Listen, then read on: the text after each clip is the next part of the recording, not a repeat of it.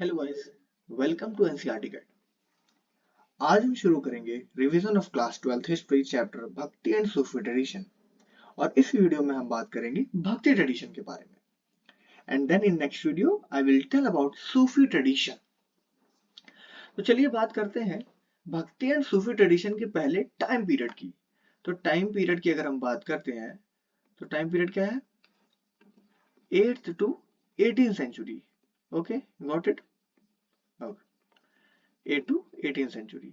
अब अगर हम बात करें भक्ति ट्रेडिशन की, तो भक्ति ट्रेडिशन का मतलब है हिंदुइज्म। और हिंदुइज्म में कौन से भगवान पूजे जा रहे थे? विष्णु एंड शिव। और यहाँ पे एक फोटो है, मैंने डाली है, जो कि पुरी की है, जिसमें जगन्नाथ जी की फोटो दिखाई जा रही है, जिसका मतलब है द लॉर्ड ऑफ वर्ल्ड। और किसके प्रकार है? विष्णु के। अब हमने सीधी सी बात अगर हम जानते हैं, जैसे कि हमने बुक में पढ़ा हुआ है, ये रिवीजन की वीडियो है, कि जिसमें विष्णु, शिव एंड गॉडेस की बात की जा रही है। किसकी? गॉडेस की, मतलब विष्णु भगवान, शिव भगवान और देवी की। उनके अलग अलग प्रकार के भगवानों को पूजा जाता था। तो वहां पे दो प्रोसेस थे। अब एक प्रोसेस ऐसा था कि जिसमें लोग ब्राह्मणिकल आइडियाज को नहीं मानते थे, और दूसरा ऐसा प्रोसेस जिसमें लोग ब्राह्मणिकल आइडियाज बिलीफ को मानते थे।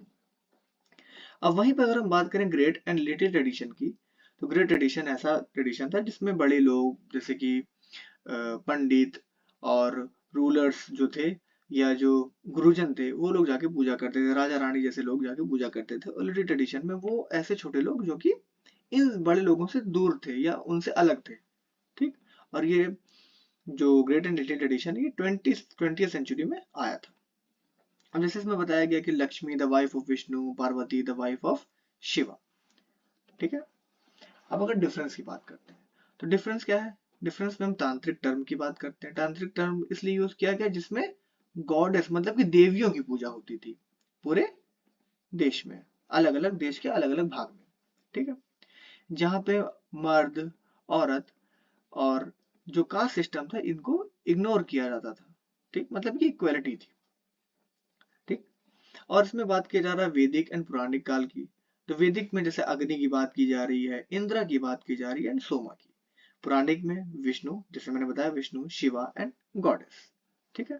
तांत्रिक प्रैक्टिस में क्या होता था? गाना गाया जाता था, चैंटिंग किया जाता था। लोगों भगवान को बहुत ही दिल से मानते थे लोग। ठीक है। अब पोएम्स ऑफ प्रेयर की अगर हम बात करें, तो पोएम्स में क्या है कि लीडर कौन था? सेंट, संत लोग, जो कि एक कम्युनिटी को डेवलप कर रहे थे। ठीक है, भक्तों की कम्युनिटी, जहां पे वुमेन, लोअर कास्ट का डिस्क्रिमिनेशन नहीं होता था। ठीक है। अब ये दो ब्रॉड कैटेगरीज में थे। एक निर्गुणा, जो कि ऐसे लोग जो कि भगवान के प्रकार को नहीं मानते थे, उनसे बढ़ की चीजें को मानते थे। ठीक। उसके सपोर्टिव कौन थे? आदि शंकराचार्य। शगुना, जो कि एक प्रकार को मान रहे थे। ठीक है, जो कि भगवान को मान रहे थे। ठीक। जिसमें जिसमें एग्जाम्पल है Shiva, Vishnu and his avatars. ठीक। अब अगर हम बात करें नैनार्स और अलवार्स की, तो नैनार्स ऐसे लोग थे, ऐसे भक्त थे, जो कि सिर्फ और सिर्फ महादेव, मतलब कि शिव को मान रहे थे, और उनके अवतार को। ये कब चालू हुआ? 6 से 8 सेंचुरी एडी। वही अगर हम अलवार्स की बात करें, तो ये लॉर्ड शिवा को मानते थे।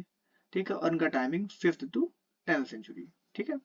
और ये थोड़ा एक्स्ट्रा चीजें आपको इनके बारे में दी हुई है, और आप ये इस वीडियो का पीडीएफ आप NCERT guide official Telegram channel पे ज्वाइन होकर डाउनलोड कर सकते हैं। ओके। अलवार्स एंड एनार्स, ठीक है, ये प्रोटेस्ट करते थे अगेंस्ट कास्ट सिस्टम, नया रिफॉर्म लेके आना चाहते थे, जो कि डोमिनेंस जब था ब्राह्मण्स का। ठीक है। सोशल बैकग्राउंड से अलग रहते थे, अनटचेबिलिटी नहीं थी। ठीक है। और अगर हम बात करें originate their own composition equal to Vedas, एक तो छुआछूत नहीं था, और सीधी सी बात है कि इन्होंने अपना कंपोजिशन खुद किसके इक्वल बनाया? वेदास की। वहीं पे इनमें कुछ वुमेन डिवोटीज थी, जैसे कि अंडाल, जिसने क्या नाम है, बहुत ही बड़ी भक्त थी विष्णु जी की। वहीं हम बात करें कराईकल एंड अमैयार की, तो ये डिवोटी ऑफ शिवा। ठीक है। और यहाँ पे वुमेन्स अगेंस्ट थी पेट्रियार्कल सोसाइटी के। ठीक है। अब रिलेशन विद स्टेट्स की अगर हम बात करें, तो यहाँ पे रिलेशन विद स्टेट काफी, मतलब कि समाज के साथ या राज्य के साथ काफी अच्छा था अलवार्स और नैनार्स का।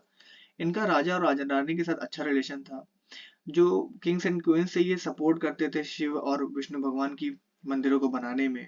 ठीक है, जैसे एग्जाम्पल भी मैंने यहाँ दिया, वो चिदम्बरम, तंजावुर एंड एक्स्ट्रा, ठीक है, जो कि चोला एम्पायर के द्वारा बनाया गया था। ठीक, अब अगर यही बात करें वीराशैवा या वीराशिव ट्रेडिशन की बात करें, तो ये कर्नाटका में 12th सेंचुरी में आया। ठीक है, ये ब्राह्मण्स के द्वारा आया। इसके जो लीडर थे ये थे बसवाना। ठीक, इनकी टाइमिंग दी हुई है। ये शिव भगवान को बहुत मानते थे और ये लिंग की पूजा करते थे। जैसे हम अभी अगर हम बात करें आज के शिव के भगवान की क्या फॉर्म है, दैट इज शिवलिंग, तो उनकी पूजा करते थे। और ये बिलीव करते थे किस पे, कि हम अगर हमारे जीवन के बाद, इस जीवन के अंत के बाद हमें शिव भगवान मिलेंगे और फिर हम इस दुनिया में नहीं आएंगे वापस। और ये कास्ट सिस्टम को चैलेंज करते थे, early age marriage of women के अगेंस्ट थे। ठीक है, अब वही अगर हम बात करें नॉर्थ इंडिया में रिलीजियस फर्मेंट की, तो यहाँ पे नदर्न इंडिया में विष्णु और शिव की मूर्ति जो है या जो टेम्पल है वो बनने लगा था। किसमें, राजपूत स्टेट जब इमर्ज हो रहे थे। ठीक है, फिर वहां पे ब्राह्मण्स ने अपनी पोजीशन वहां ऑक्युपाई कर ली। कुछ ऑर्थोडॉक्स कम्युनिटी जैसे नाथ, जोगी एंड सिद्धार्थ थे।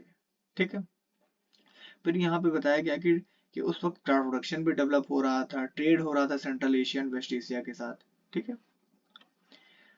फिर ये इस टॉपिक की बात हम नेक्स्ट वीडियो में करेंगे, जो कि new strands in the fabric Islamic tradition, मतलब कि यहाँ से इस्लामिक ट्रेडिशन की बात हो रही है।